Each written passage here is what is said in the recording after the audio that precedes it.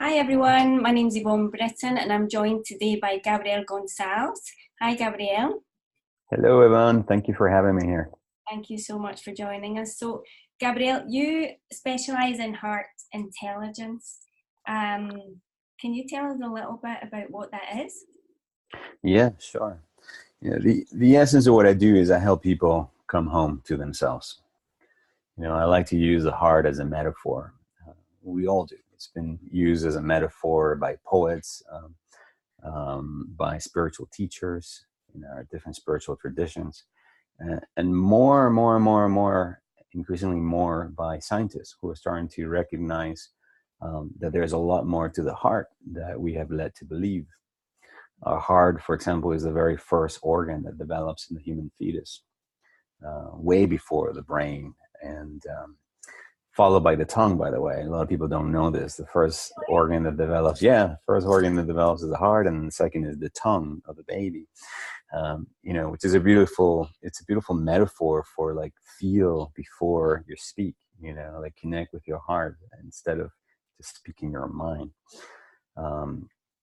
So you can think of heart intelligence as a new level of development or a new stage of our next evolutionary stage of our development as human beings, of the movement into this deeper aspect of ourself that is not only our connection with this essential aspect of ourselves, so you can call it your spirituality or your divinity, but it also is also the center of the largest source of energy that is generated in the body. A lot of people don't know, for example, that the heart generates at least 1,000 times more electricity and magnetism than the brain, creating an expanded field that literally expands at approximately 10 meters in every direction. And the only reason they know it's 10 meters is because that's as far as the scientific equipment could measure it. But further studies have actually shown that this field literally has the capacity to go out to other countries, distances, and literally, travel faster than the speed of sound, or the speed of light. And so there is an awareness that begins to happen the moment that we begin to integrate this intelligence that we call the intelligence of the heart, which, by the way, it's part of a system of three intelligences that we all have. Where majority of us are known to just, know a lot about our intellect or our mental intelligence, what we normally refer to as IQ. But many spiritual traditions and also different philosophies have also acknowledged that we also have two other complementary intelligence systems, right? The other one being the intelligence of the heart, and then the intelligence of our gut, which is coincidentally is where we have the largest concentration of neural cells. These are cells that are like brain cells, pretty much. In our hearts, what scientists have discovered, neurocardiologists have discovered, is that we have a small group of about 40,000 neural cells that neuroscientists call the heart's brain, that has a capacity to think independently from the neurons or the neural cells in the brain. And not only that, but it also has the capacity to remember, to retain memory, and to override the thinking of the brain when the heart is fully empowered or energized, if you may. We also possess that kind of intelligence also in our gut. For example, in Taoism, in some of the Eastern traditions, they refer to these three intelligence systems as the head, the heart, and the gut, or the upper dantian, middle dantian, lower dantian. In anthroposophy, for example, the occult science of Rudolf Steiner, that is the foundation of Waldorf education. They call it the thinking, the feeling, and the will, right? And the whole idea is that, of heart intelligence is not for it to replace all the other intelligences, right? We need our brains. We need our creative mind. Our minds are a wonderful tool for creativity. which can create, as you know, beauty or can create chaos, right? We need that. But also we also need the intelligence of the gut, which is also the part of you that is more connected with your instinct and the preservation of all life. So whenever we have this gut instincts, there is always a part of us that is trying to maintain or help us survive or navigate a difficult ecosystem or a territory or a situation. The intelligence of the heart, though, as many spiritual traditions refer to, is that part of ourselves that is connected to the higher sense of love, the energy that nurtures, loves, and supports all of life. And so what we want to do then, ultimately, and the essence of what heart intelligence is about integrating, using the higher capacity of the electromagnetism of the heart to bring all three systems into a unified intelligence. That is what I normally refer to as high intelligence, which is what allows many people to have this experience of heightened creativity, increase their immune function, begin to access higher order of intuition, higher order of thinking, reduce aging in the body. You know, you literally, a lot of people, once they start practicing a lot of the heart center meditation techniques, immediately begin to feel younger, have more energy, and begin to operate from a completely different space. You know, the ancient Taoist, which is, as you know, the ancient tradition in China, they taught and believed in these three intelligence systems, and they refer to them in their mythology as, they call the heart, they refer to as the emperor, the head they refer to as the king, and the gut they refer to as the samurai. So the emperor is where the nobility lived, right? Is the highest ideals where they lived, and reflected in the emperor. The king is where all the rules lived, right? Where the intellect is. And the samurai is the one that ultimately goes out to battle, the one that actually moves into action and goes and does the killing, basically. So what they taught was that what you want to do is integrate all systems so that the king, the emperor, and the samurai are all in alignment. They're all moving in the same direction, right? Otherwise, you have a house divided within itself. You know, what does this mean in terms, if you're listening to me and you say, okay, great, but how do I apply this to my life? Well, have you ever felt, for example, whether if you are making important decisions about a relationship that you might be in right now, or some course that you want to take, or you want to change careers, you want to take on a new job, and you feel like your head, your mind is telling you one thing, but then your heart, something completely is different is being told, and then your gut is telling you something completely different. Okay, well, what you want to do is you want to bring the higher wisdom, the love, and the power that you can access through your heart, so that you can reconcile the information that is coming from your intellect, the information that is coming from the higher wisdom that your heart gives you access to, and the information that's coming from your preservation instinct that's coming from your gut, right? So that then you can make a decision that is in greater alignment, where you can, for example, you know, a heart-based decision that is operating using these three intelligence systems, at which the heart is at the center. There's a reason why the heart is at the center. What I refer to as a hell yes decision. Okay, a yes, hell yes decision. What does that mean? It means it's a decision that makes sense at the level of the intellect or the mind. It's a decision that feels right at the level of your heart or your emotions. And it's that decision at the level of the gut that scares you a little. You know, why? Because whatever it is that you're deciding, if there's not an element of slight fear, if not a lot of fear, it means that you're not stepping out of your comfort zone, you know, in order to move into new territory. So you want to make decisions that make sense, feel right, but at the same time scare you a little, which means you're going to have to break out of your comfort zone and go into the unknown, uncharted territory, so that you can then move forward and have whatever it is that you want. Okay. And so I believe that the heart is at the center, and what has been left out primarily, out of a lot of our spiritual teachings, out of our educational system in school, at university. And it's really fascinating because it's not really something new. We're rediscovering this realm. When you have, for example, somebody like all the way back to ancient Greece, like Aristotle. He was a student of Plato.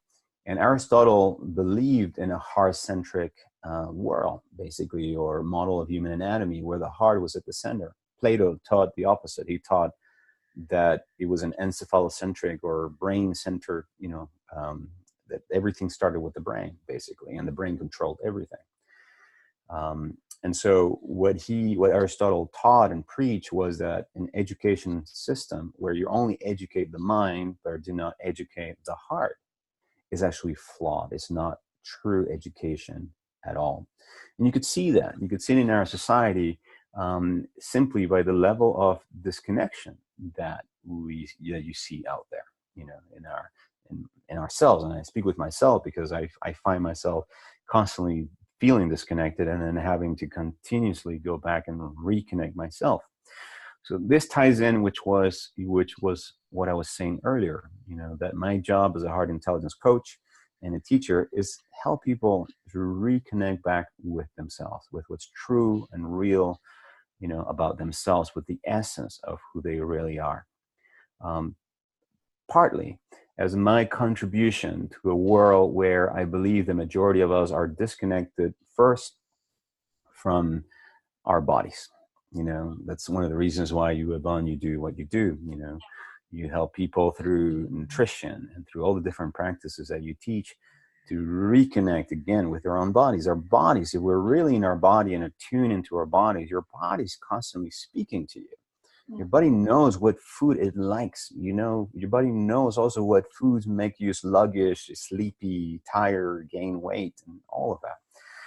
But if you're disconnected from your body, because you're always living out of your head or out in the future, or always disconnected or connected to your cell phone or whatever it is that you use to distract yourself from the present moment awareness in the body, then you miss out on this information that's constantly being given to you. So we're disconnected. The majority of us are disconnected in our society from ourselves and our bodies. We're disconnected from the planet as well, right? From the earth itself. The majority of us don't even know where our food comes from. Yeah, that's true. We are disconnected also from each other. We're disconnected. There's never been such a higher rate of divorce, breakups, and conflict in our, in relationships. Mostly because majority of us struggle because many of us aren't even connected to our own emotions, struggle feeling our own emotions.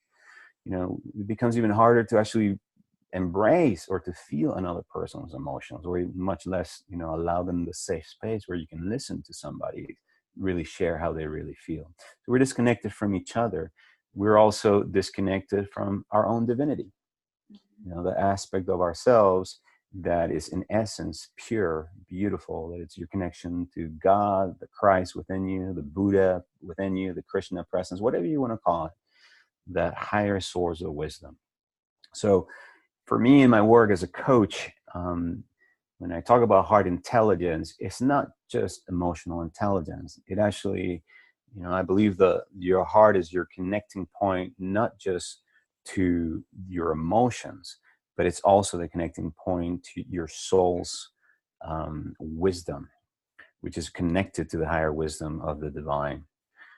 Hence, when you begin to live your life from your heart, what begins to happen is you experience many transformation in your relationships and in your relationship with your body, in your relationship with nature.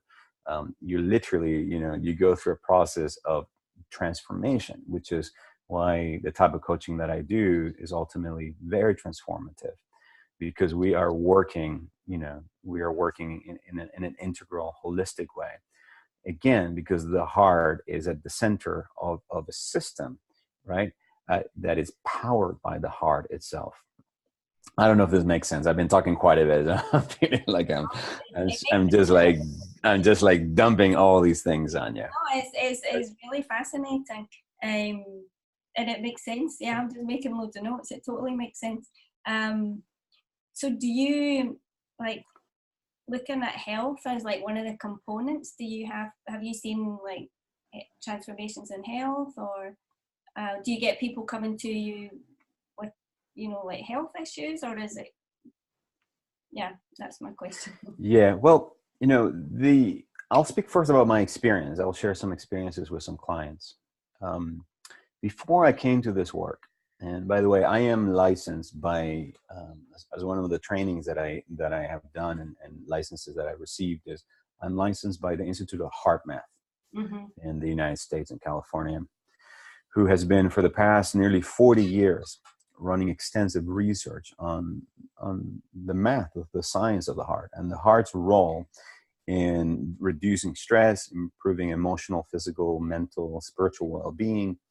And they have developed biofeedback mechanisms, machines, programs, softwares, devices that allow you literally to track not just your heart rhythms, but the heart rate variability, which is becoming increasingly more used and by health practitioners to be able to predict longevity and the risk of cancer and diseases. One of the things a lot of people don't know is that the heart is, after 1983, it was reclassified by the medical establishment as an endocrine producing gland. And it has the capacity to produce different hormones that literally reduce aging and improve well-being. And so by practicing some of the techniques and tools that are designed and taught by the Institute of HeartMath, which I also teach in my seminars and workshops, and anybody listening to this can actually go to heartmath.org, I believe is their website, and just download some of the practices, many of them available freely online and on their YouTube channel. You can immediately begin to see a major change. So I used to be, before I came into this work, someone that like every 3 months or so, I had a flu that would like knock me down for a few days. I would get quite sick. And I just learned to see that as like, it was just something normal. You know, I get sick, I get the flu, I got wet in the rain, whatever, and then I get sick. It was just normal. Well, I haven't had the flu in years now, at least 2-3 years. Whenever I get sick, I just feel discomfort in the body for about a day, maybe or two, but it doesn't stop me from operating, from seeing clients, or from being about in the world. I just move around, just knowing that my body is, it's processing something, it's healing something. And so that's one of the things, that immediate effects that you begin to see. You begin to see a strengthening of your entire immune system.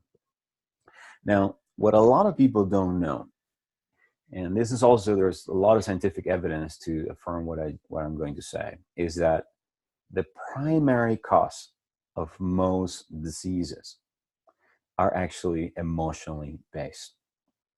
Okay, they're emotionally based. Has it ever happened to you, for example, that you get really upset about something, and then the next day you're sick?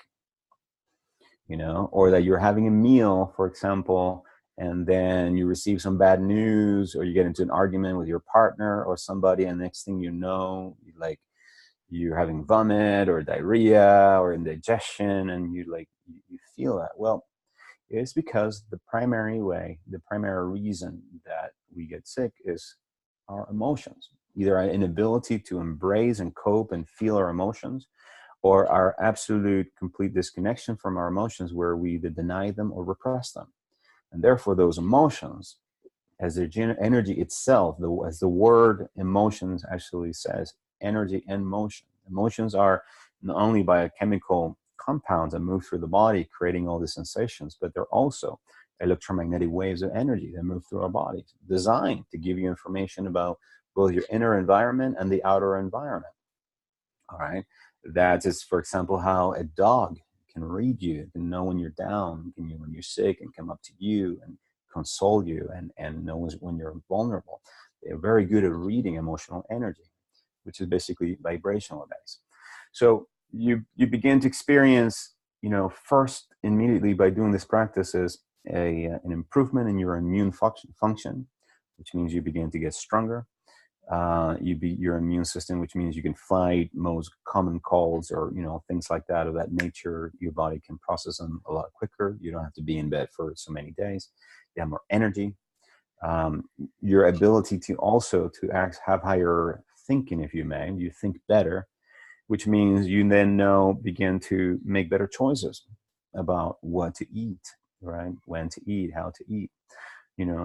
One of the things that that has happened to me in my own experience is that my ability to also to cope with life's ups and downs, right? Because here's the thing, heart-centered living, or even anybody that's on some form of spiritual path, doesn't exempt you from the crisis and the ups and downs of life. You're still going to be stood up by a person you like, and they're going to look at you funny, and you may fall down and break your leg. These are just part of just living life. But what will happen though is your ability to bounce back, which is what HeartMath calls resiliency, will improve tremendously. So how does this translate, in my life? Well, have you ever had, for example, like an emotional upset, that takes you about maybe like 3 months to get over? It could be the breakup of a relationship, or, some difficulty with a client or something like that. Well, in the past, what used to take me about 3 months to process and to sort of release and move through, now takes me maybe about a week. So the time has been cut down to about a week. What it used to take me about a week to process, or 3 weeks to process, now it's maybe a day or two. What used to take me a day to process, now it's processed in 2-3 minutes.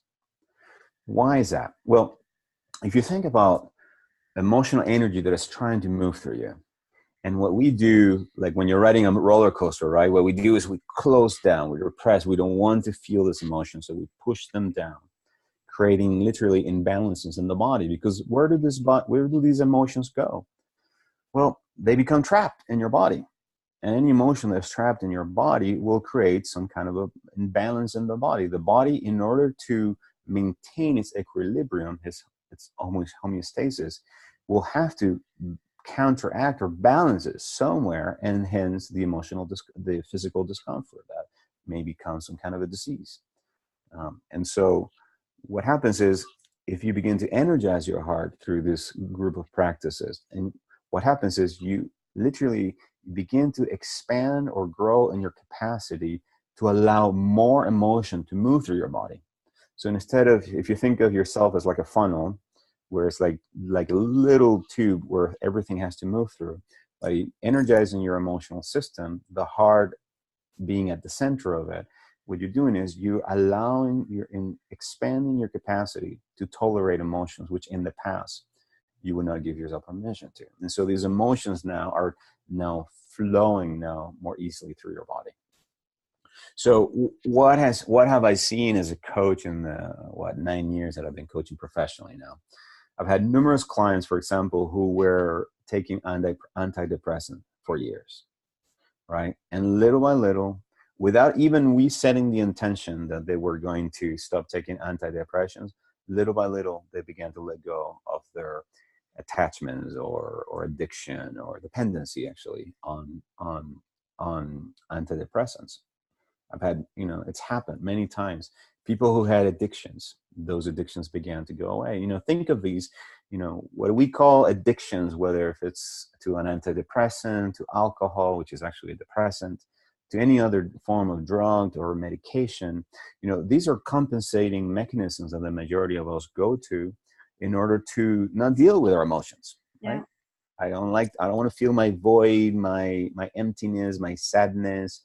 And so I take an antidepressant. But antidepressants literally also block your ability to feel joy. So you're kind of now riding sort of like a flat line where you a little bit feel like a robot. You don't get excited about much, but you don't get depressed or sad about anything either. There's a time and place for antidepressants, but I believe that the majority of people should not be taking them. They develop a dependency on them. literally disconnects you with yourself, from your own emotions, which have intelligence in them. Because emotions are within themselves, they contain intelligence. There's a reason why you're feeling these things that you're feeling. Emotions are constantly giving you information about, what you're feeling. So for example, if you feel guilty about something, right, or shame about something, that emotion is oftentimes giving you information about there's something that happened with this person that is not right, that is out of balance. And so I need to look at that by giving myself permission and allow that emotion to have a voice. All right, it's one of the ways in which I teach, how to connect, attune, and listen to the emotions. Same thing with anger. Many of us have demonized in our society anger, so we've been very disconnected from our anger. We've been taught, it's not okay to be angry. It's not okay to throw a tantrum. It's not okay, to express your anger, because anger has a tendency, when let out of control, to become very destructive. But anger is a wonderful energy. It really is creative energy. Once you re-own your anger after having numbing or running away from it, because you were taught that little girls are not supposed to be angry, or men are not supposed to cry or whatnot, and you begin to fully own your emotions again, what begins to happen, you become a healthier human being, become a real human being. All this is all part of the human condition. And so as a result, then I've seen people who had chronic fatigue syndrome, for example, suddenly they have more energy in the body. Suddenly the access to higher wisdom, the connection with the body, you begin to listen to more to the body telling you. Literally, I almost tell people, listen to your heart as it tells you what foods are right for you. Because if you have something to eat right now, and you're really in tune with your body, and you check in with how you're feeling 10, 15, 20 minutes after you ate that meal, you will know right away whether that's a meal that is actually making you feel good and giving you energy, or if it's a meal that is actually taking energy from you and making you sluggish and, and obviously slowing your metabolism down. You will know that. And so I've seen people then, let go of addictions, drinking, marijuana, sex, pornography. And again, a lot more often than not, we don't go out when I work, because I don't see myself as a specialist in the area of addictions. My goal is not to help people overcome the addiction. My help is to help people reconnect with themselves, with their essence. Give them tools so that they can re-own their emotions, learn how to process their emotions, learn how to listen to their emotions. And then as a result, then all these other things that were mechanisms of avoidance, to help you suppress or escape your emotions or not deal with them, have a tendency to fall on their own. You realize, like, I don't need this anymore. I don't need this anymore. And one of the things that makes a lot of people, and used to make me very sick, for example, is using food to compensate for emotions. We do that all the time. There is something called as emotional eating, right? Why? Well, emotions have a direct effect on our hormonal system. Right? The moment you eat a lot of carbs, what happens? Well, there's a production of insulin in the liver, and what has happened when you have insulin in your body? You feel relaxed, you feel good. So and many of us, when we're working in environments, for example, where there's a lot of stress, right? One of the two things that happen is the majority of us are not breathing very deeply. We're breathing very shallow. We're tightening our neck and shoulder muscles, especially if you're sitting on a chair, typing on a computer. And what happens now, there's very little oxygen going into your body, right? There's a lot of stress that is in your body that's constricting the heart, that is stopping the blood flow to the brain, and you feel brain fog, you feel all cloudy. And so what happens the moment you start bringing some of those techniques into your life, you begin to breathe deeper, you begin to literally oxygenate the brain, you begin to bring everything into what the Institute of HeartMath calls coherence, right? The science of coherence is about integrating the intelligence of the mind and the heart by energizing the heart and establishing what the HeartMath Institute calls the heart-brain connection, right? Which is what we're looking for, right? That's when you think of it as the thinking and the feeling together. That's when you bring greater awareness into the body. There's a lot of research, for example, around smoking, You know, what relaxes most people about smoking is not the actual smoking itself. It's not even the nicotine. It's actually the deep breath that you take, for what I just said. You know, when you've been working for 2 hours on the computer and you're here and you're here and you're breathing very shallow, and then you're like, I got to get a smoke. Well, what do? You go outside somewhere in nature or go out by a window, and then you light up a cigarette, and then you go, ah, oh, I feel so good. This cigarette is amazing. And you're attributing your feeling of wellness to the cigarette, when the truth is, it's the fact that you went out there, took a very deep breath, energize your heart, and then suddenly you relax your shoulders, you relax your neck, and you go, I feel much better. But very little had to do with a cigarette. Most of it had to do with the fact that you took a break to reconnect with your body, to reconnect with nature through earth. And don't forget that the word spirit in Latin, spiritus, means breath. So connecting with your breath, it's, you know, through a very deep breath, is one of the most spiritual things that you can do. It's the essence of what spirituality is really about, which is reconnecting to the essence of the breath of life itself, that which animates you. And so, you know, I could be here talking, you know, for a long time with regards to this, but the essence of it is that, you know, people that begin to live a more of a heart-centered life and begin to reconnect with their heart, and they begin to practice this series of practices, such as the quick coherence technique, or many other techniques that are in essence designed to energize the heart with your breath and evokes feelings of care, love, compassion, appreciation, which is actually what creates the sense of unity between the heart and the brain. Literally begin to operate at a higher frequency. You know, the Institute of HeartMath, what they realize is that the moment you begin to practice this, the vibration of the heart changes to 0.1 hertz. And 0.1 hertz begins to give the conditions in the body where you begin to have hormones such as DHEA, for example, that is the hormone that is associated with longevity, higher immune system, higher creativity, deep sense of relaxation.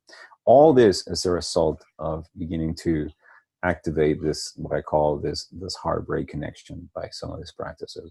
So you will experience then, you know, in so many ways, you will experience a deeper connection with your body, more energy, higher thinking, more creativity.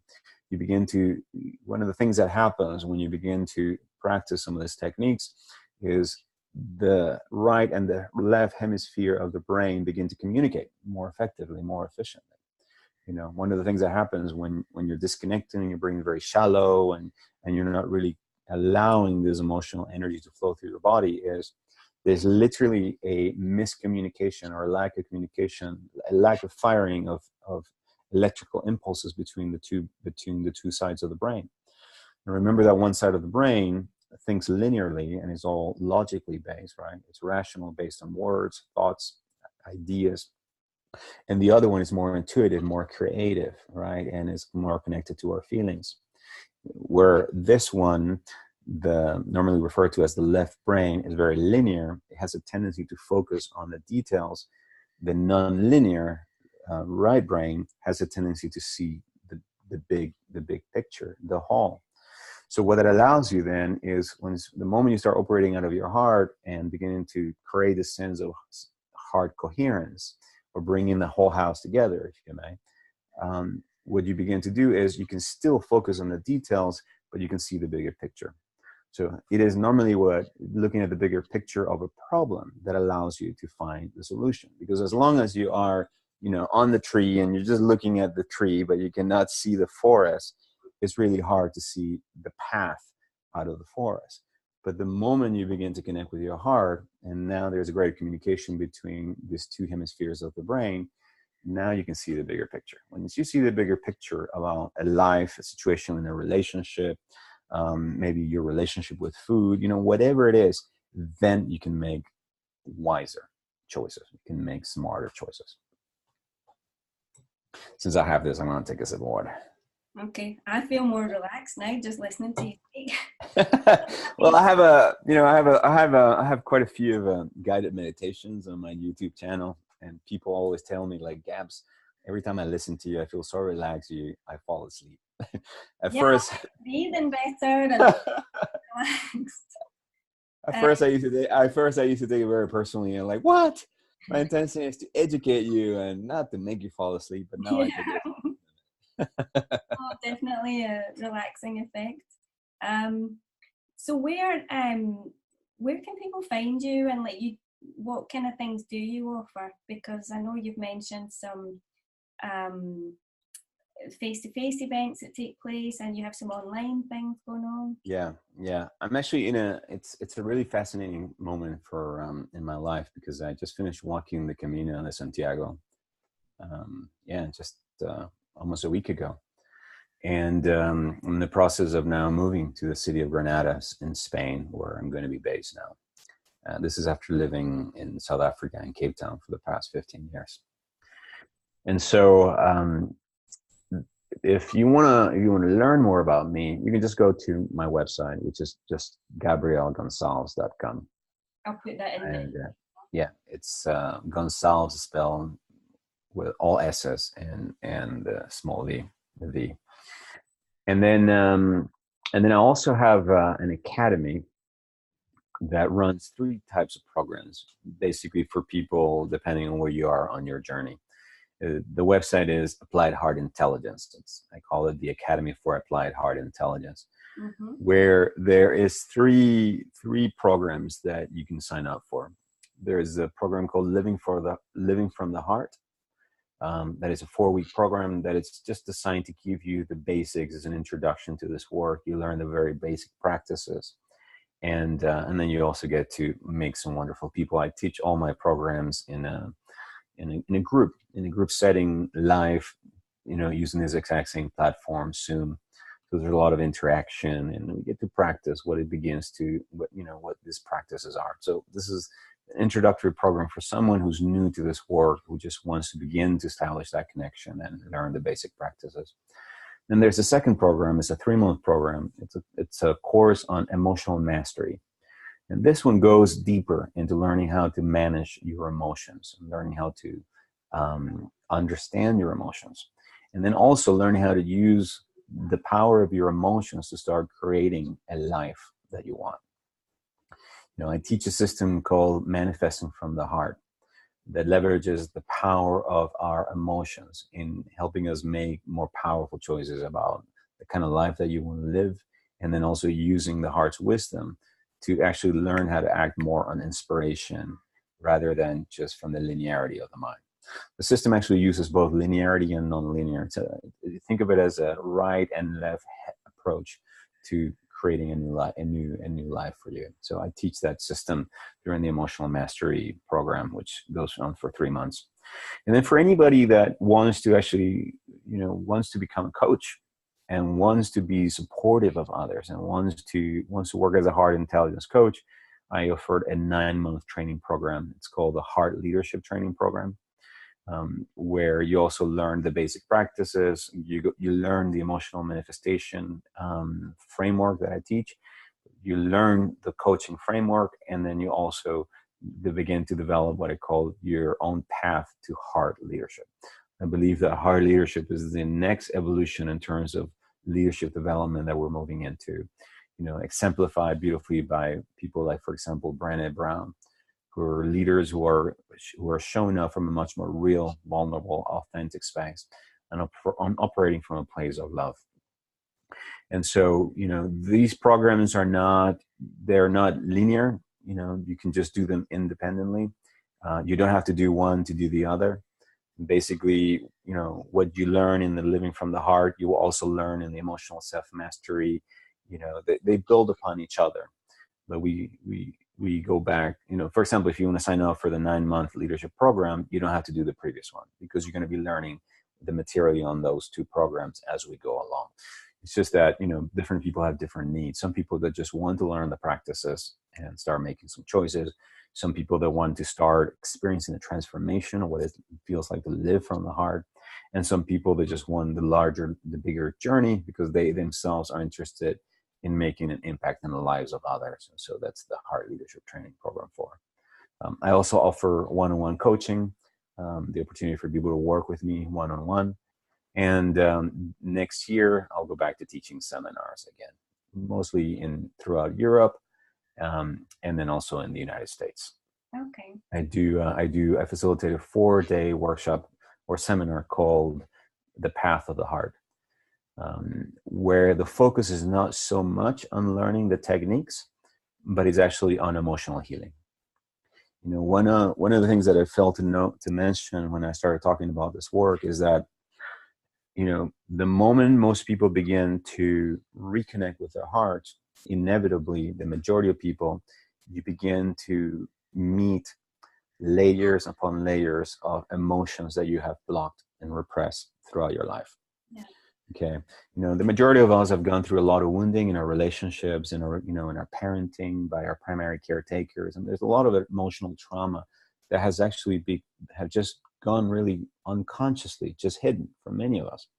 One of the things I started noticing when I started teaching seminars and teaching these practices was that a lot of people were experiencing pain in their heart. Literally, like they feel like the heart is just hurting. And what a lot of people don't know is that, there is something called the heart wall, something that, what's his name? The author of the Emotion Code, Dr. Bradley Nielsen, has been describing extensively and researching. Literally, it's a wall made out of electromagnetic energy, which is basically emotional energy around your heart that you have built there as a defense mechanism to keep you from experiencing pain. So if other people have broken your heart in a relationship, what happens is you show up for your next relationship very guarded. So you don't want to open your heart. And so the problem with having this heart wall is that it keeps us from not only giving love, but also from receiving the love that we want. Okay. And so I then decided to create this series of seminars with the intention of helping people specifically begin to come back into the heart in a safe environment, opening their hearts again, so that this wall can be dissolved. So the seminars includes a lot of group processes where you get to work on the healing with a partner. You also learn tools and practice to learn how to do the healing on your own. And we work a lot at the level of the spiritual, of a spiritual essence through the use of music. Right? Music is something that allows us literally to bypass that wall and dissolve this wall a lot faster and more effectively.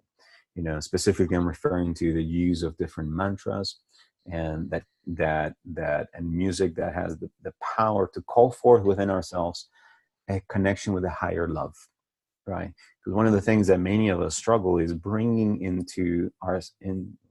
back or reconnecting with the source of the love within us. And so sometimes think of it as a guide or a spiritual teacher or a guru, whether if it's the love of Buddha, the love of Mother Mary, the love of your grandmother, someone who loved you. But we need to summon a higher connection with a higher form of unconditional love to help us love within ourselves what we believe is unlovable within us. All right.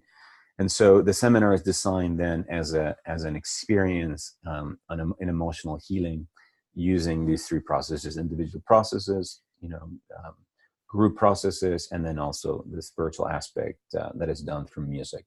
What this basically means is there's a moment in the seminar where we do a song circle, where once we're clear about what our wounding is, we bring that into the circle, we offer our intentions, and then we move into this place of singing and sometimes dancing, where we begin to allow these wounds to slowly to open up even more so that this love can get in. That's the essence of the work that we do.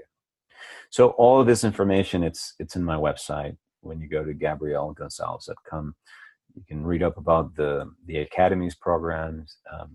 In the next month or so, we'll have the list of upcoming seminars both in Europe and in the US, and then, you can decide then what feels right for you. And if you have any questions about, what my different offerings are, there is a form on my website that you can just fill out, and I'm happy to jump on the phone or on Skype or whatever and just have a conversation with you and help you decide, what program might be the best program for you, depending on where you are in life and, and where your requirements are and what your specific needs are. Okay. Well, this has been absolutely fascinating. Thank you so much. You're welcome. And you have a YouTube channel also, don't you? And you have many free resources there for people. Oh, yeah. Yeah, I have countless guided meditations. Yeah, some of them are healing meditations. There's a wonderful set called the 12 Virtues of the Heart, each one to help you awaken within yourself a different quality, if you may, or virtue of within the heart. There is a very powerful healing meditation that I've had countless people telling me about the healing that they and people that they recommended this guided meditation has brought for them in their lives. I've received testimonials that people who've done the guided meditation have been healed from cancer, ulcers, depressions, heartbreaks. And that particular meditation that I'm referring to, it's called Heal. What is it called? Heal by the Sacred Heart of Christ. So it has a very specific Christian approach. Now, though my approach is interdenominational, you're going to notice that some of my biggest influence are Christian based and also shamanic based as well. Okay, well, I'll put a link to that in the email when I send it out. Yeah, sure. Yeah, if you go to my website where it says, I think it says blog or the article, there's a podcast as well. Mm-hmm. There is something that says others, other stuff. You'll find all the links to all the guided meditations there. And again, all of the guided meditations are available free of charge. You don't have to sign up for any of the programs. And if you're listening to this and you speak Spanish, I have some good news for you. Beginning this year, I'm going to be creating more and more content in Spanish. It's one of the reasons why I moved to Granada. And I think 2020 is officially the year of my crossover, where I'm going to be teaching seminars in Spanish. Because up until now, the development of this work has been in English-speaking countries, and so I haven't really been speaking much Spanish. But I feel that more than ever, that people are ready for my message. People are ready for this new way of living, and not only that, it's increasingly more and more and more necessary in today's society. Definitely more and more demand, I think, in society nowadays. Yeah. Okay, well, thank you once again. It's been lovely having you, and it's been absolutely fascinating and very relaxing talking to you. So thank you. Yeah, thank you very much, Evonne. Thank you, and congratulations also, on the work that you're doing as well. It's an honor that you're kickstarting this new series of interviews with me. It's great to be part of it. Thank you for being part of it. Thank you. Great. Thank you.